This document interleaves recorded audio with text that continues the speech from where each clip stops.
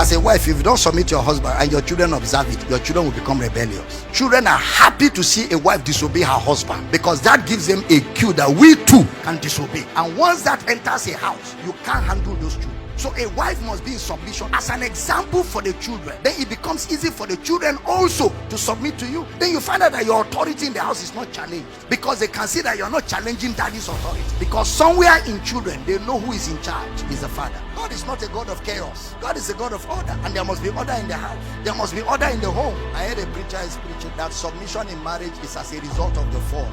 Fall. Wives, submit to your husbands. Even as the church submit to Christ. Church submitting to Christ, is it as a result of the fall? No, that's the divine order of God. God is a God of order. Let things be done decently and in order. That's the order of God for the home. What about a home where the husband is not born again, but the wife became born again before the husband, and the husband is not loving the wife like Christ, and they are beginning to feel like, I wish I knew this before I married. I wouldn't have married this man. What do we do in such a marriage? Stop, calm down. Calm down. Regret is too late now. Let's look for how to cure the problem. You don't marry, finish. You don't drop 2 children for ground. Then they say, I wish.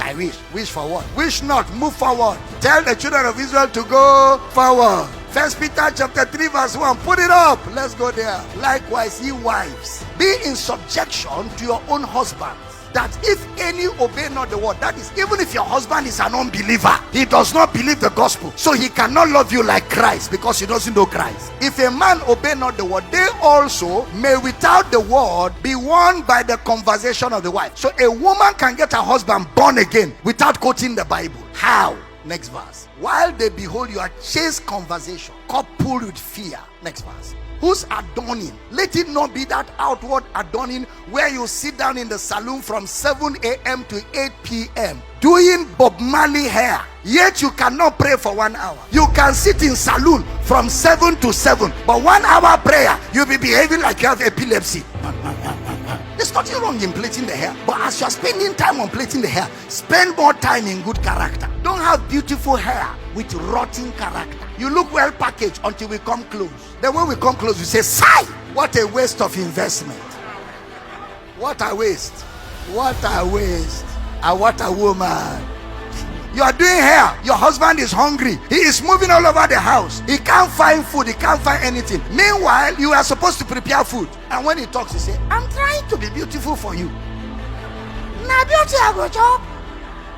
But after you give me food and you play your responsibility in the home, if you like, plait your hair till Jesus comes. Same thing with your husband. I've got to make sure I provide. I've got to make sure I give you the support, the love, and I've got to make sure I give you the protection that you deserve. Everybody play your role. And if everybody is busy minding their own role, there'll be no problem. There's only problem when you stop your own and you're pointing to my own.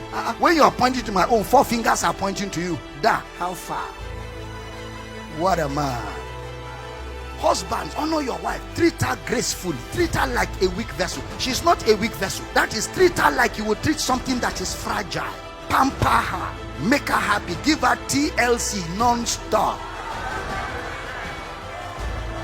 Should I stop? I should fire on.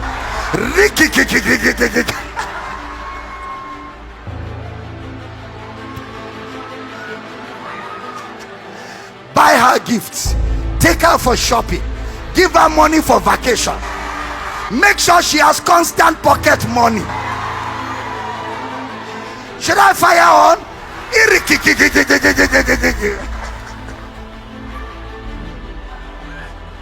Anytime you see husband and wife quarreling, Satan is sensing something is about to happen. So he brings disharmony to stop anything from happening. So don't be ignorant of the devil's devices. Strive to live in harmony all the time. Strive to stay in love. If there's a misunderstanding, sit there and sort it. Don't go your separate ways with misunderstanding. Always resolve it, and don't let misunderstandings stay too long. Resolve it and get over it.